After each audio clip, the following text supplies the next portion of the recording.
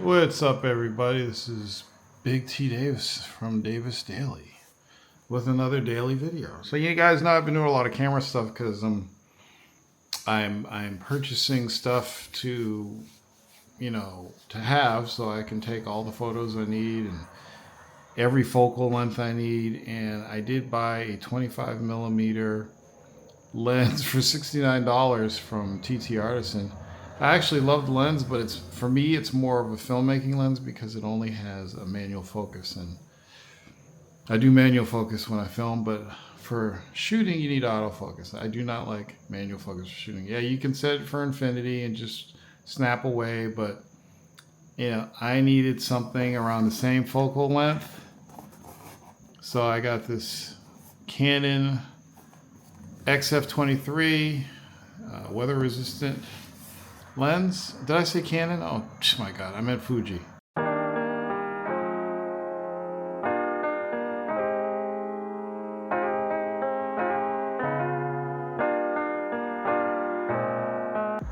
It's late, I'm tired. Anyway, so I got this Fuji lens. This is the 23, highly regarded wide angle lens.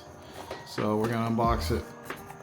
And this has a 35 millimeter equivalent, so it's perfect for street photography. Every Fuji lens comes with a little bag, a gigantic owner's manual in every language possible. Gotta sniff it.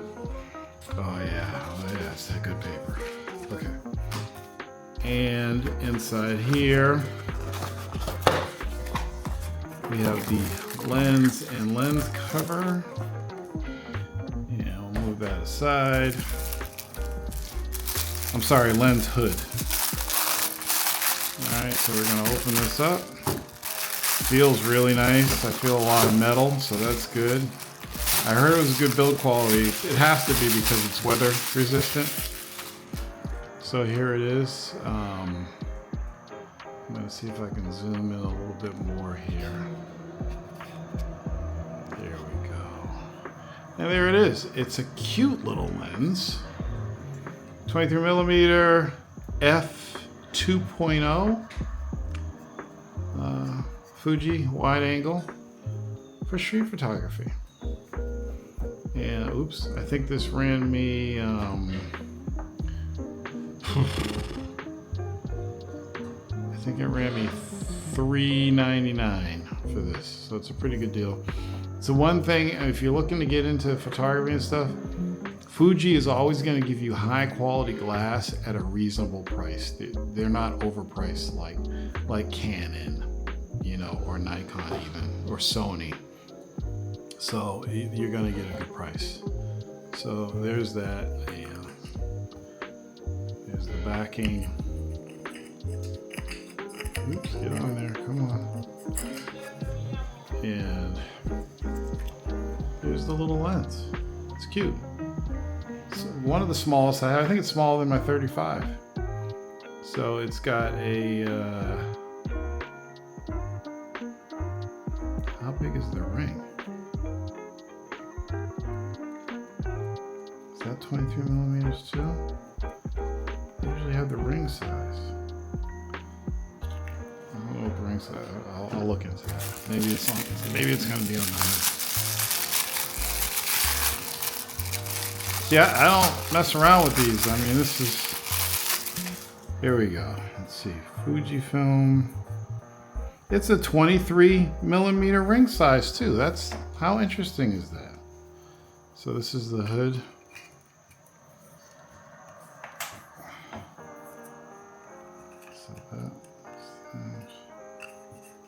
I don't get it.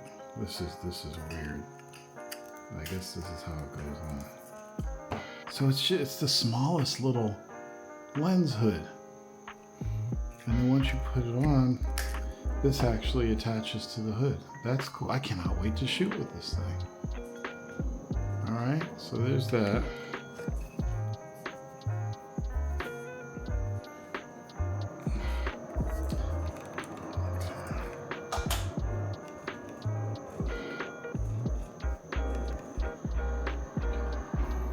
And one other thing, I never thought that I would need one of these. I haven't used one of these things since I shot on actual film. This is a Sekonic Flashmate L308XU. This is a light meter. And with all the digital technology in the camera, I've never ever thought that you would need to meter light.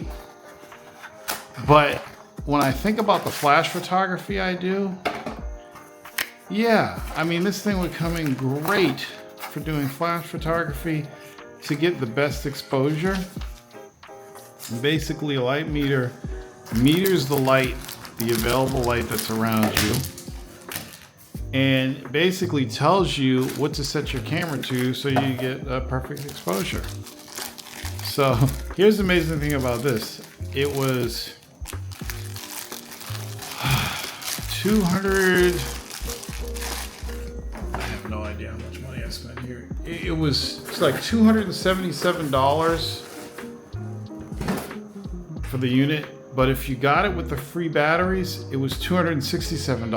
And I think they're just trying to get rid of batteries or something, so they offer you a deal if you buy it with the batteries and it's cheaper. But anyway, here it is. Let's load these batteries up in this sucker. Now I gotta figure out how to use a light meter with a mirrorless camera. I never ever thought I would ever use a light meter on anything but film in the old school days, because you know, you gotta have that. But now with today's modern technology, it's like, why would I need a meter? So let's see, I'm gonna turn this on. I guess you can sync this up with your triggers, with certain triggers too. But anyway, I haven't used one of these since I was in college. So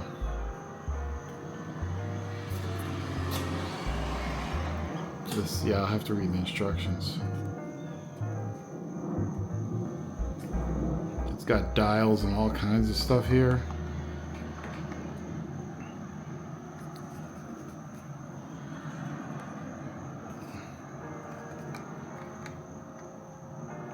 It's looking for a flash to go off. So if I change the mode to where it's no flash and it's just available light. So F points, I guess this is 0.74 stops of light. 0.5. So it basically, you set your shutter speed and your ISO to match your camera, and then you go and you do a reading, and then it'll tell you how many stops to go, how many f-stops to set on your camera.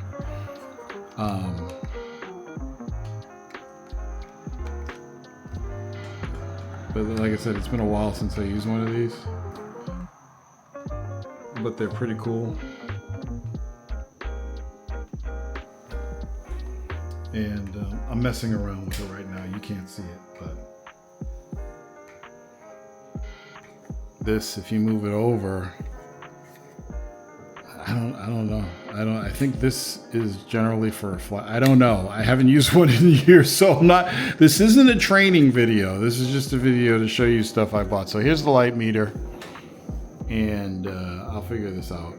I really haven't done this in so long, I can't even remember how to use it, so I'll have to brush up my skills. Anyway, there it is, light meter from Sekonic. And that's it for the unboxings for today, and I will see you guys on the next Davis Daily video. Peace out.